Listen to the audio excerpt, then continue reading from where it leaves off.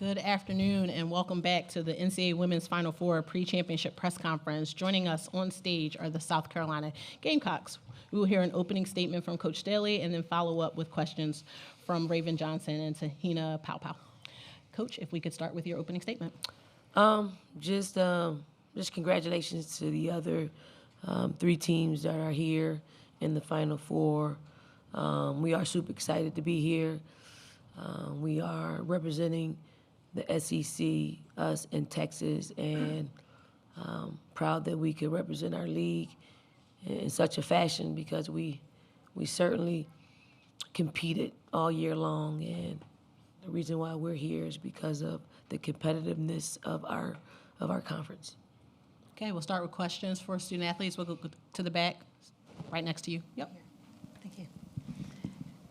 Hi, ladies. Judy Gadsden from WIS in Columbia. Raven and Te-Hina, I know that a lot of the former Gamecocks are still very critical to this program. People like Markeisha Grant have been working with you all on building resiliency. Can you all talk a little bit about the value of those relationships and how it has helped you to bounce back through difficult moments throughout the season? We'll start with Te-Hina and then we'll go to Raven. I mean, relationships are important no matter where you go in life. And to be able to, talk to alumni and former Gamecocks, it helps our program a lot because they've been through it. They've been through the early years when Coach Staley was coaching them. And, they speak life into us. And she's helped us during the season with team bonding and just bringing us closer together and just having that, that bond with everyone else on the team. And it's helped us greatly, and we learned from it. And we've continued to use those team bonding moments to help us in the long run and experience like this. Yeah, what she said, even Khadijah's section, she tells us a lot of that she's been here before and that she was telling us about her experience and stuff like that. And like she said, alumni, they come back and they just don't come back. They also practice against us. So just to go against them, it means a lot, honestly, and get a lot of knowledge from them. We're going to stay to our left. Ben, if you could raise your hand, they can get the microphone to you. Ben Pickman with The Athletic back here.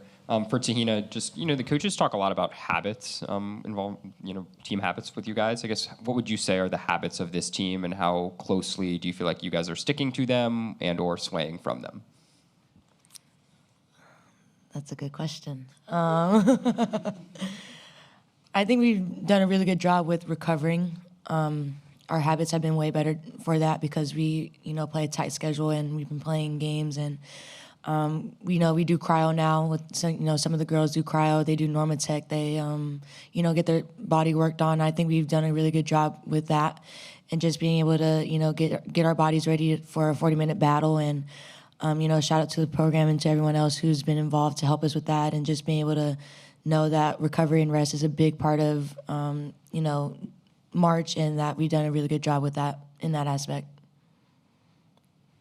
Yep, a lot of us hate cryo and ice baths, especially me. But now it helps. It helps our body a lot. So We can come to the front. Jalen, if you could raise your hand higher so they can get the microphone to you. Hi, Jalen Johnson, Rising Media Stars. You guys have been affectionately known as Dawn's Daycare for a couple years now in the program, but what is it about the way that Coach Staley coaches you guys and the rest of your coaches that allows you to be 100% yourself, even if it does mean it's a little childish? Coach tells us when we get a little too loose, like before the SEC championship. She told us we were a little too loose and that we need to tighten up. So she knows when we're loose and she knows when we're right. So I think it's a balance, honestly. Yeah, I mean, she's done a really great job this year. I think a little last year she was learning about it. She knows that our attention spans are very short and that she got to get it on when everyone's paying attention, and that she tells the coaches that hey, they're gonna go wild in a minute or so. So get through your point. And she's just done a really good job balancing it and helping us out. And she's joined us, part of our childish moments as well. Sometimes she starts it as well. But it's just a really good balance. I mean, that's what the type of coach you want to play for, and she does a really good job locking us in. And then she, tells us, the seniors and the leaders, hey, get your team to tighten up. They're a little too loose. And we, relay that message to the team. And we've done a better job. But I know that we can do a little better, but we're just going to be who we are, and she accepts us for who we are as well. We'll shift to our right. Kirk Bowles from the Houston Chronicle. To both young ladies, I don't know if you guys can be too familiar with each other, having played 3 times already. Is this going to come down to who's got the best defense, and are these the 2 best defenses in women's college basketball? It's going to come down to heart, effort, and controlling the things that we can control, which is attitude and effort.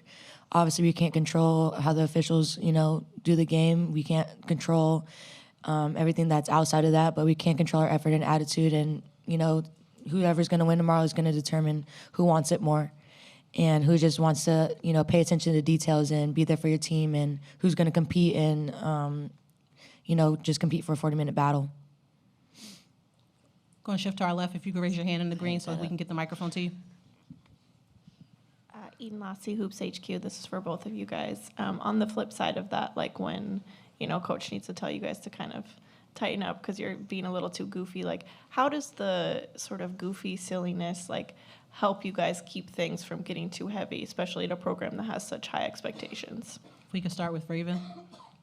I think it helps us, honestly, because we, like Plies said that, we need to get off TikTok or whatever. I think some of us, we need TikToks, but if you eat, sleep, breathe basketball, you're honestly going to be depressed. You're going to be distressed about it, honestly. So I think it helps us, give us a little laughter, makes us enjoy things other than just basketball. So, I mean, we make each other laugh. Like, a lot of us are funny. Like, oh, my gosh, she's funny, honestly. So so we just make each other laugh, and, you enjoy moments like that. I mean, we're sisters, and it's more than just basketball, honestly.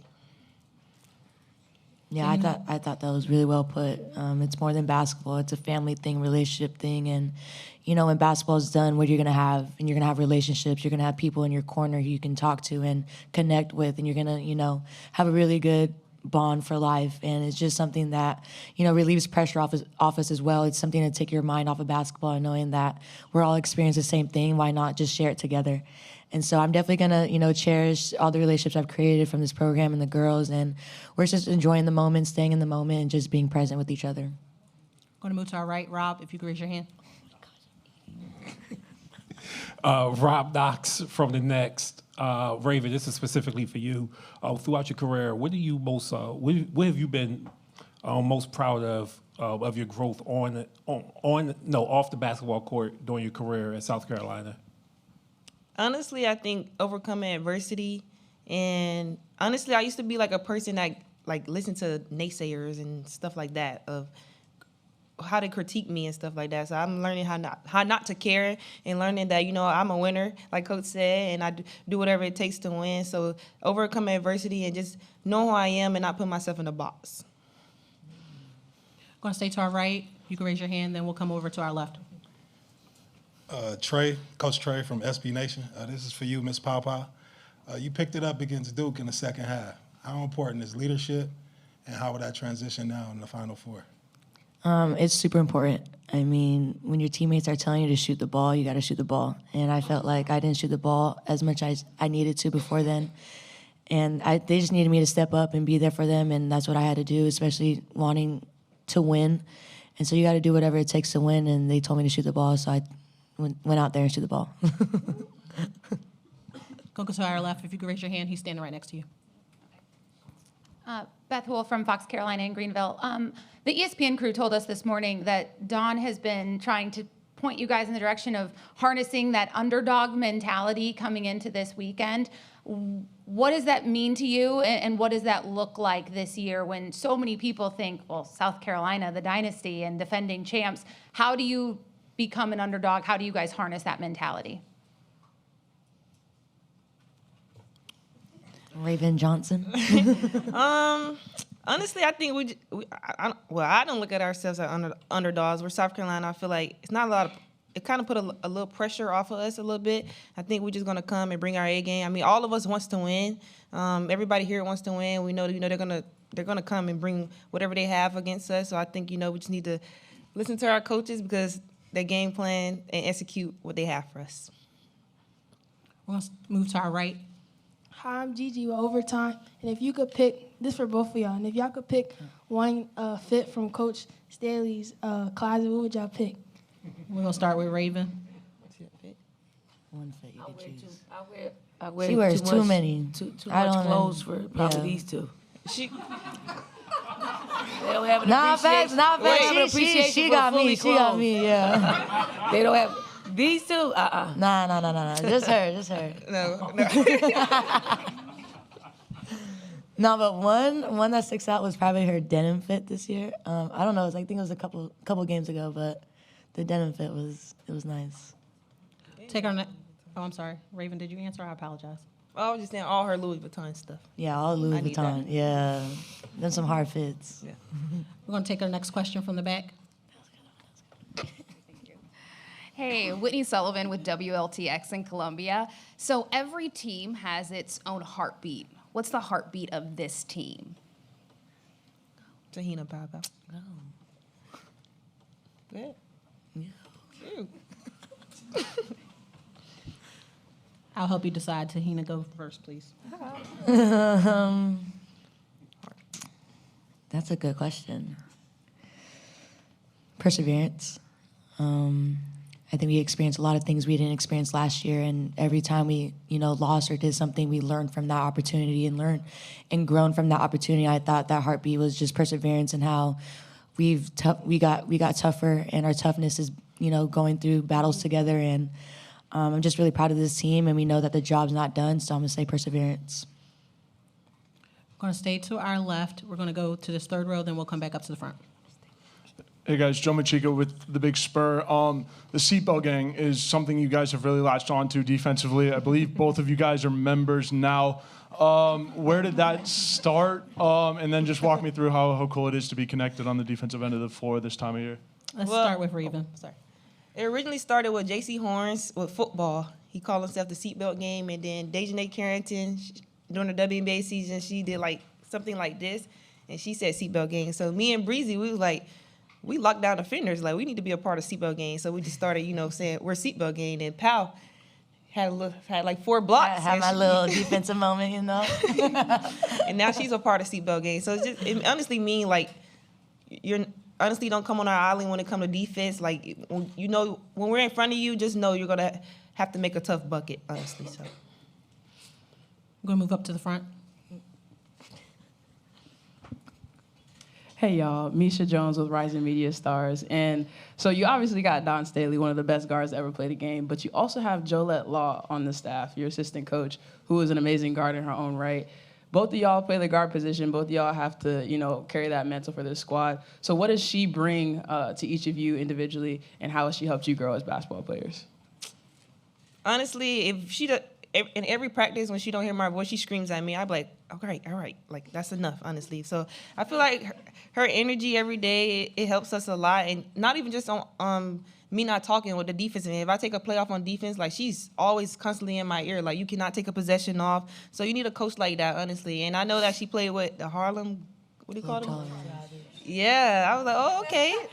So yeah. Yeah, I mean, she's a great coach. You hear her constantly through practice, reminding us that we got to talk, and she's done a really good job with that.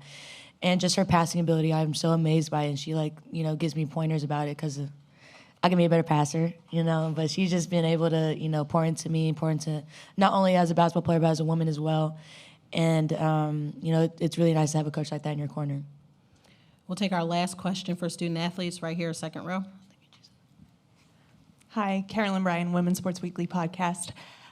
Coach Staley has talked about quite a bit how you react to change really well and implement that change. Can you both talk a little bit about in your personal games how you have taken some changes and implemented it? Okay. I feel like in Sweet 16, Elite 8, we had to fight for some wins. They weren't easy. It wasn't cute. It wasn't pretty. So I feel like, we just had to dig in deeper and come out with a W. So honestly, just being together and staying connected. I agree. I want to thank you both for your time today, and best of luck tomorrow. At this time, the mixed zone is now open, locker room is now open, and we will also fill questions from Coach. We'll start in the back and then work our way up. In the orange, on the left-hand side. On the other side, he actually has a microphone for you, right there. Craig Way, Longhorn Radio Network. Coach, I heard your players talk about the heart and determination and things of that nature when you play somebody for a fourth time. Does much change for you and for your staff in terms of how you prepare them based on a game in Greenville 3 weeks ago or the game in Austin, the game in Columbia? Is it an amalgam in terms of what you have to do in terms of preparing? Do you see that much difference from those 3 games? Not much different, besides you probably have to put a little bit more emphasis on being able to stay organized when they take your first and your second option away. And, most of the time is what you call broken plays. So we can stay more organized in broken plays because they do a really good job of making you go a little bit deeper into your offense. So you got to make sure that you know what we're doing, and it's not just, happenstance or chaotic. So it's more about that. But, we're not going to stray too far left or right from the things that we've done that were positive, that would help us. And then we, knock on wood, we can identify the things that when we did get beat in Texas, what those things were that put us in a bad position. I'll stay to our left. All right, Matt Baker with The Athletic. NIL has obviously changed a lot in college sports, and there's a new era coming, we presume, with revenue sharing soon. How do you expect the revenue sharing to kind of impact the types of programs that are capable of contending for Final Fours and championships? Well, I think you're going to need more. I mean, if you look at the rev share and how much women's basketball programs will get, it seems like more than what you normally have to work with. But when you compare it to some of the numbers that are being thrown at that some of these our young people, I don't know how they can operate in that space with rev share. I know there are, I know with us we have money that we've raised from donors in the NIL space that we're going to have to utilize all up before rev share takes place next week. So we have that to fill our roster and to go into the portal if there's somebody in there that we need to get. But that pool of money is more than what we probably get in rev share. So how do we give a figure out like today, and then the rev share is this next year, and that doesn't add up.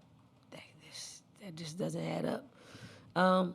So it's just that it's always going to be something. But we have done something creative. Like I think Texas, us, Duke, and UCLA are all going to play in the Players Era tournament next year. It's things like that that will help in the NIL space, because NIL and rev share are 2 different things. They don't really work hand in hand. So it's a lot that you have to work, through, and you do need somebody on staff, which is more money, to keep all the chaos organized, especially during a time like this. Like we're in the Final Four, we are. I'm talking to parents, I'm talking to people in the transfer portal, I'm talking to agents, I'm talking to, it's a lot, but if you're not someone that can easily pivot, this thing will swallow you up. We're fortunate that we've been working in chaos for a long time, that it just feels normal. Coach, we're going to shift to our left. Dawn, you've had Breezy for 4 years. In the past 2 years, she's been a starter and usually guarding the opponent's best player. What do you think of her defense? How's it improved since you've seen her? And do you think she's maybe underrated as a defender? She's definitely underrated as a defender. And I think our game sometimes looks at stats. I mean, she's not one that's going to steal the ball.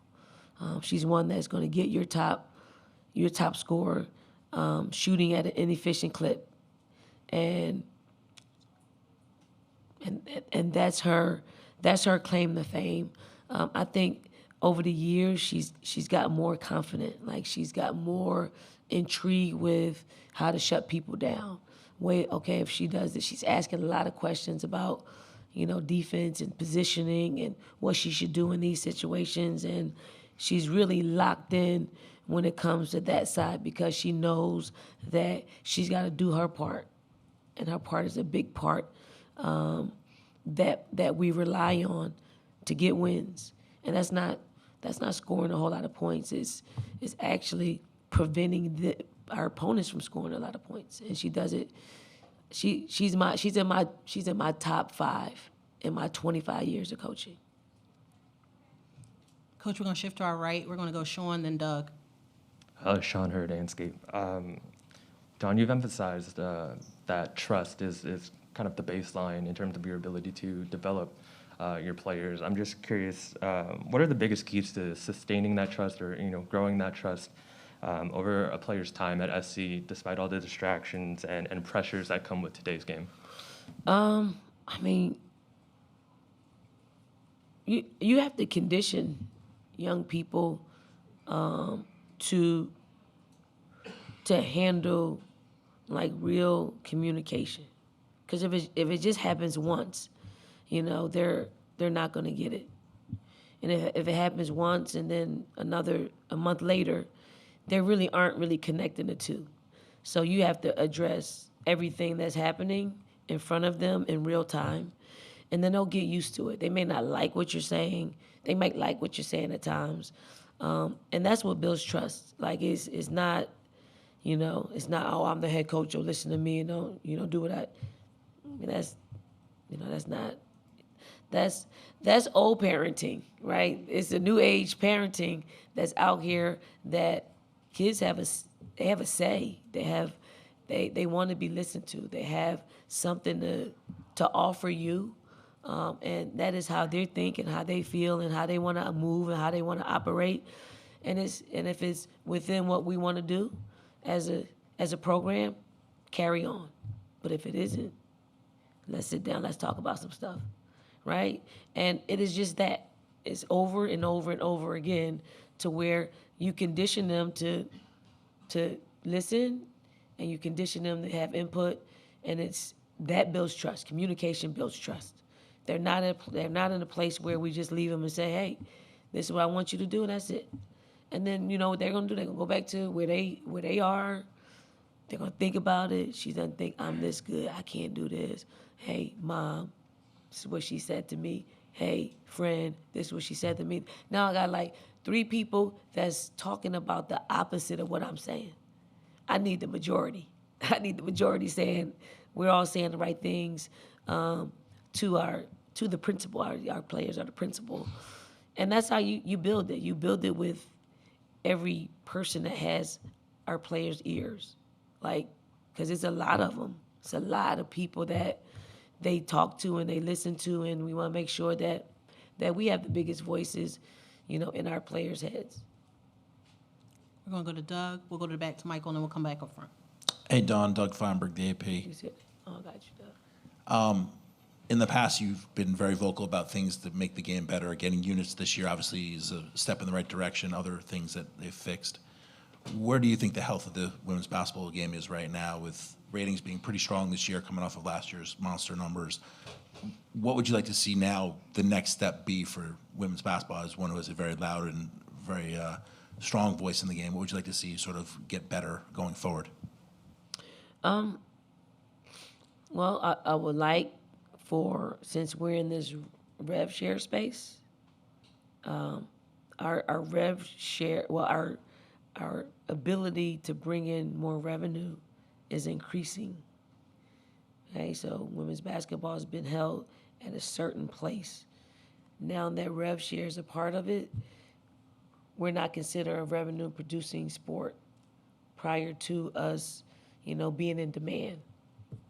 But we're becoming a revenue-producing sport. Not there yet, but the rev share dollars won't allow us more because it's based off of what happened prior to the decision on Tuesday, I think.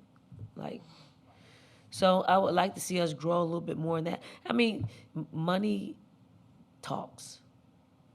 And the more money that we can produce, the more that we can ask for more.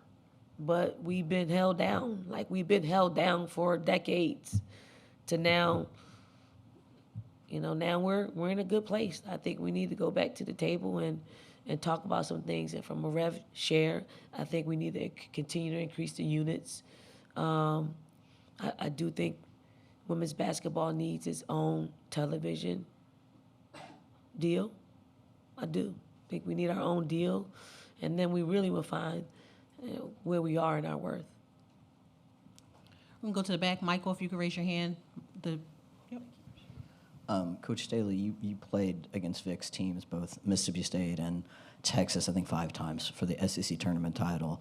And then in the 2017 national championship, you won all those. Are there certain things you guys have been able to do well against his style of play, and how might that help in terms of going against them again tomorrow? I mean, we're both defensive minded. So it's probably we've had a bigger offensive spurt throughout those games that we've played, that were at a higher stake. And I do think it's going to take that.